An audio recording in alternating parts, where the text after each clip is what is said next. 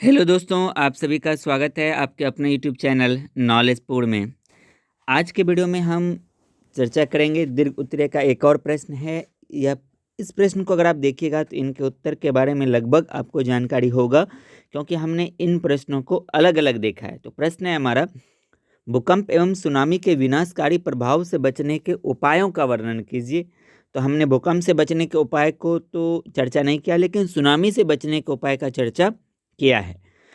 तो चलिए देखते हैं आज के इस प्रश्न के उत्तर को। बस हमारी आपसे रिक्वेस्ट है कि आप इस वीडियो को शुरू से लेकर अंत तक देखिएगा, 100% आपका फायदा होगा। तो आप उत्तर क्या लिखोगे? तो भूकंप क्या है, पहले भूकंप के बारे में पूछा गया तो हम भूकंप के बारे में बताते हैं, फिर इनके बाद हम सुनामी को देखेंगे। तो भूकंप एक प्राकृतिक आपदा है, बिल्कुल आप जानते हैं। और भूकंप उत्पन्न कैसे हो, भूकंप किसे कहते हैं, इनके बारे में हमने चर्चा किया था कि हमारे पृथ्वी का ऊपरी सतह पर जो कंपन उत्पन्न होता है, यानी धरातल पर जो कंपन उत्पन्न होता है, या पृथ्वी के अंदर में जो कंपन उत्पन्न होता है, हम उसी को क्या कहते हैं? भूकंप कहते हैं। तो भूकंप एक प्राकृतिक आपदा है जिसके घटित होने से विकास का कार्य अवरुद्ध हो जाता है। अवरुद्ध का मतलब है रुक जाता है। अभी जैसे मान लीजिए रोड बन रहा था या रेलवे का कार्य किया जा रहा था, किसी भी प्रकार का काम हो रहा था और अचानक भूकंप आ जाता है उन क्षेत्रों में, तो वहाँ पर क्या होगा? सारा कार्य जो है वो क्षतिग्रस्त हो जाएगा, कहीं पे जमीनें धंस जाएगी। तो इनसे कार्य अवरुद्ध का मतलब होता है कार्य रुक जाता है। अधिक मात्रा में जान माल का नुकसान होता है, अतः इसके बचाव हेतु निम्न उपाय किए जाने चाहिए। किसके बचाव हेतु? भूकंप के बचाव हेतु। और मैं आगे बढ़ने से पहले आपको बता दूं कि भूकंप के जोन के बारे में भी, यानी भारत के किस हिस्से में किस प्रकार का भूकंप आता है, वो भी हमने चर्चा किया है। अगर आपने उस वीडियो को नहीं देखा है तो आप जाइए, आपको चैनल पर वो वीडियो मिल जाएगा। वहाँ पर आपको प्लेलिस्ट बना हुआ है, आपदा प्रबंधन 2023। ठीक है। तो अब देखिए हम क्या क्या उपाय कर सकते हैं। तो पहला उपाय क्या है हमारा? तो भूकंप का पूर्वानुमान से संबंधित यंत्र का विकास कर लोगों को पहले ही सूचित करना चाहिए। बिल्कुल, ये सबसे ज़्यादा जरूरी है कि हमें सरकार को कहीं ना कहीं ऐसे यंत्रों को विकसित करना चाहिए जिनसे लोगों को पहले ही जानकारी हो जाए कि इन क्षेत्रों में भूकंप आने की संभावना है, ताकि लोग पहले से अलर्ट हो जाए और सुरक्षित जगहों पर पहुंच पाएं। दूसरा है, भूकंप क्षेत्रों में भूकंप निरोधी मकानों का निर्माण किया जाना चाहिए। अगर हम ऐसे क्षेत्रों में रह रहे हैं जहां पर लगातार भूकंप आने की संभावना बनी रहती है, तो हमें कहीं ना कहीं ऐसे मकानों का निर्माण करना चाहिए जो भूकंप के झटकों को महसूस कर सके, उनको झेल सके, महसूस नहीं झेल सके, है ना। तीसरा है, भूकंप क्षेत्र में निवास करने वाले लोगों को विशेष प्रशिक्षण देकर प्रशिक्षित किया जाना चाहिए। यानी ऐसा क्षेत्र जहां पर भूकंप लगातार आते रहता है, तो वहां के लोगों को भी ट्रेंड किया जाना चाहिए कि अगर कभी भूकंप आ जाता है, बिल्डिंगें ध्वस्त हो जाती है, तो वैसे परिस्थिति में वे लोग क्या करेंगे, कैसे करेंगे, इनके बारे में लोगों को जानकारी होनी चाहिए। और हम क्या कर सकते हैं? तो भूकंप के दौरान खुले मैदान क्षेत्रों में रहना चाहिए।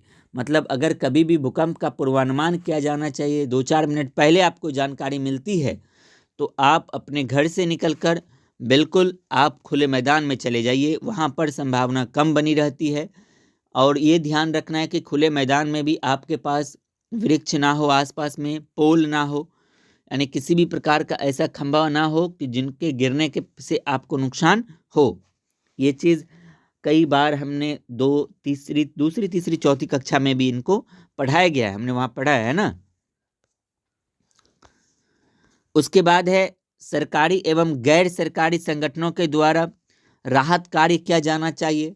अगर किसी क्षेत्र में भूकंप आ जाता है और किसी भी क्षेत्र में अधिक नुकसान हो जाता है, तो वहाँ पर सरकारी और गैर सरकारी जो एनजीओ है उनके माध्यम से संगठन के करके इन संगठनों के माध्यम से राहत कार्य किया जाना चाहिए।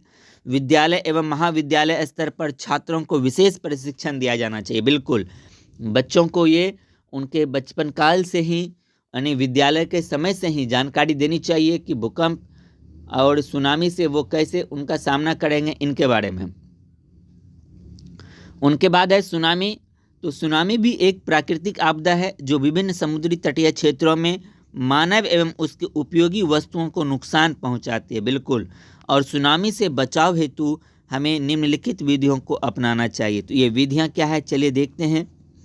पहला क्या है, समुद्र तटीय क्षेत्र में हमें मैंग्रोव वनस्पति को लगाना चाहिए। ये हमने पिछले वीडियो में भी चर्चा किया था। उनके बाद समुद्र के नज़दीक कंक्रीट युक्त तटबंधों का निर्माण करना चाहिए, बहुत ही जरूरी है ये। सुनामी के पूर्वानुमान से संबंधित सूचना यंत्र के सहारे लोगों को पहले ही सतर्क कर देना चाहिए। हमें पहले ही ऐसे यंत्रों के माध्यम से अगर हमें जानकारी मिलती है कि इन क्षेत्रों में सुनामी की तीव्रता ये होगी और इनसे भारी नुकसान हो सकता है, तो हमें लोगों को पहले ही जागरूक करना चाहिए। चौथा है, सुनामी से संबंधित होने वाले नुकसान को सरकारी एवं गैर सरकारी संगठनों द्वारा पूर्ति करने का कार्य किया जाना चाहिए। अगर किसी भी मछुआरे का नाव टूट गया है, ध्वस्त हो गया है, बह गया है, तो हमें कहीं ना कहीं उनके लिए सुनिश्चित करना चाहिए। अगर किसी का दुकान गिर गया है या उनको नुकसान हुआ है, तो वहाँ पर हमें उनका मदद करना चाहिए ताकि वो आगे का भरण पोषण, अपने परिवार का पालन पोषण कर सके। पांचवा है हमारा, लोगों को बिल्कुल प्रशिक्षित करना चाहिए सरकार को, है ना, ताकि वो लोग इनका सामना कर सके। तो लोगों को प्रशिक्षित करने का कार्य सरकार के द्वारा किया जाना चाहिए। तो ये कुछ पॉइंट था जो हमने समझा कि अगर किसी भी क्षेत्र में भूकंप आता है या सुनामी आता है तो उस समय हम कैसे इन चीज़ों का सामना करेंगे, क्योंकि ये सब चीज़ें बहुत ही अधिक आवश्यक है, तो हमें इनकी जानकारी होनी चाहिए, है ना। तो मैं उम्मीद करता हूं कि आपको ये सभी प्रश्न, मतलब ये प्रश्न जो था हमारा आज का, भूकंप और सुनामी से बचने के क्या उपाय हैं, ये आपको समझ में आ गया होगा। अगर आपको ये वीडियो अच्छा लगा तो वीडियो को लाइक कीजिए और अपने कम से कम 20 दोस्तों के साथ वीडियो को लिंक को शेयर जरूर कीजिएगा। अगर आपको प्रश्न में कहीं पर भी डाउट रह गया है तो अपने आप डाउट को कमेंट सेक्शन में ज़रूर पूछिएगा। हम आपके डाउट को अगले वीडियो में क्लियर करने का प्रयास करेंगे। एक चीज़ और ध्यान में रखिए कि आप वीडियो में प्रश्न के उत्तर को देखने के बाद आप हर एक प्रश्न को, यानी समझने के बाद आप हर एक प्रश्न को अपने से लिखने का प्रयास जरूर कीजिए, क्योंकि अब आपके पास कहा जाए तो गिनती के दिन बचे हुए हैं। तो जितना ज़्यादा आप लिखने का अभ्यास करोगे उतना ज़्यादा आपका फ़ायदा होगा। तो हम मिलते हैं आपसे अगली वीडियो में। तब तक देखते रहिए नॉलेजपुर के और सभी वीडियो को, क्योंकि आपके लिए बहुत ही महत्वपूर्ण वीडियो सब इस चैनल पर अपलोड कर दिया गया है। क्योंकि मैं पिछले कई सालों से मेहनत कर रहा हूँ, आपके लिए वीडियो अपलोड कर रहा हूँ, तो आप देखिए 100% आपका फ़ायदा होगा। हम मिलते हैं आपसे अगले वीडियो में। तब तक देखते रहिए नॉलेजपुर के और सभी वीडियो को। जय हिंद, जय भारत।